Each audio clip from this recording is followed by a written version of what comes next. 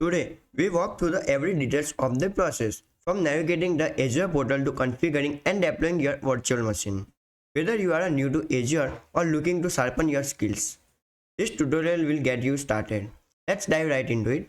Once you have logged into the Azure portal, you will see the welcome screen that says Welcome to Microsoft Azure.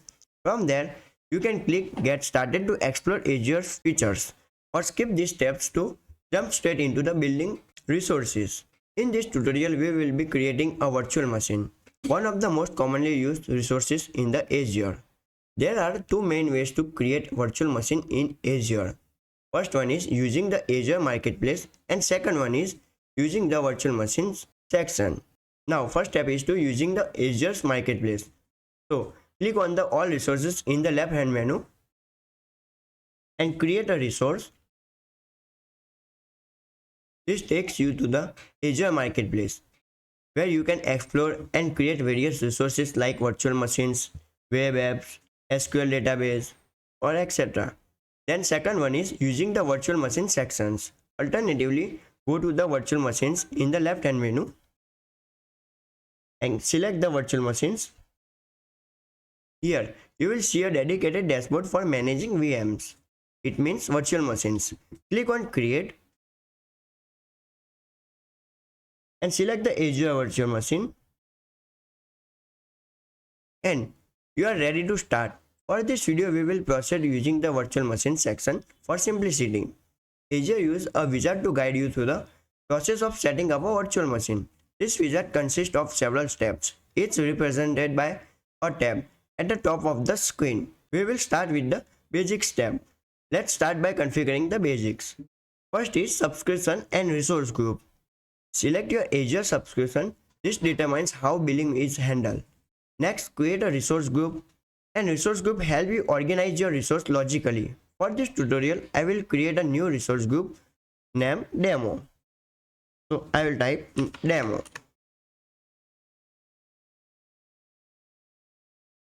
Then next step is to virtual machine name. So enter a name of your virtual machine. I will call it App VM. The next step is to region selection. Azure requires you to choose a region which determines where your VM will be hosted. And as you can see, the default one is Asia Pacific Southeast Asia. Now I will select the North Europe as my default region. Then next step is redundancy option. For now, I will choose the no infrastructure redundancy required. This is suitable for basic setups. Click on the availability option and select the no infrastructure redundancy required. Next, we will choose an image file which determines the operating system for our VM.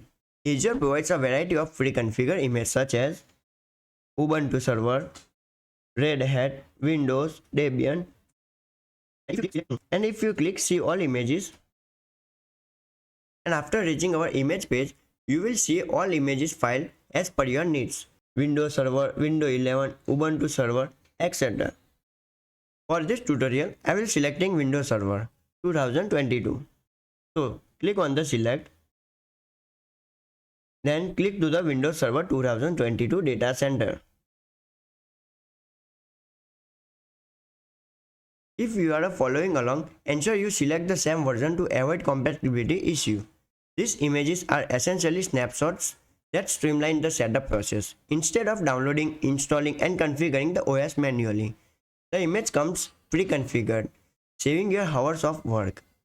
Now, let's configure the size of our VM. Azure provides various sizes, each with different amount of virtual CPUs, memories and storage. Standard sizes, for example, the standard D2SB3 size offer 2 virtual CPUs and 8 GB RAM. This would cost approximately $145 per month. So now click on the See All Sizes.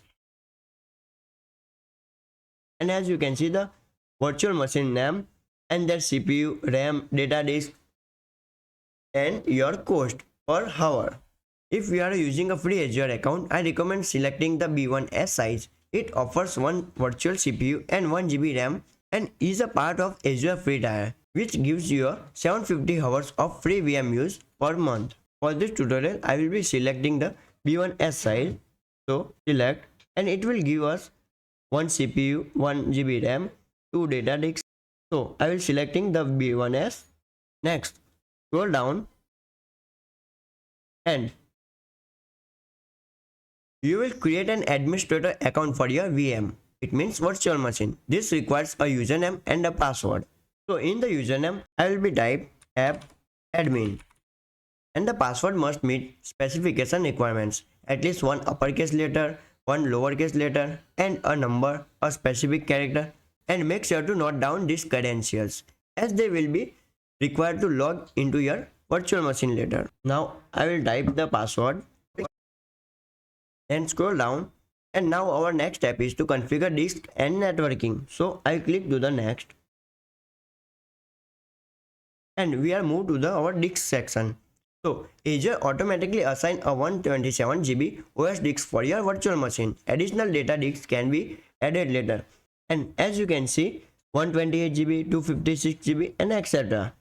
Select based on your needs and select the disk type: premium SSD, standard SSD, standard hard disk. So I will be selecting standard hard disk. Then scroll down and click to the next.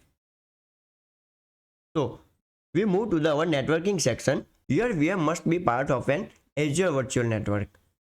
If no network exists, Azure will create one for you along with a subnet and a public IP address. We will stick with the default configuration for now and scroll down. Once all configurations are complete, click Review and Create. Azure will validate your inputs and display a summary of your selections. If everything looks good, so it will take some time, so wait for it. If everything looks good, click to the Create to start deploying your virtual machine. And also you can see your cost here. And scroll down to verify your configurations. Now I will click to the Create button to deploy my virtual machine, and it will start by deploying virtual machine and any dependent resources such as network and storage. And it will take some time, so wait for it. And there you have it. Your virtual machine is now being created. In just a few minutes, it will be ready to use. In the next video, we will be log into the VM, explore its features and configure it further.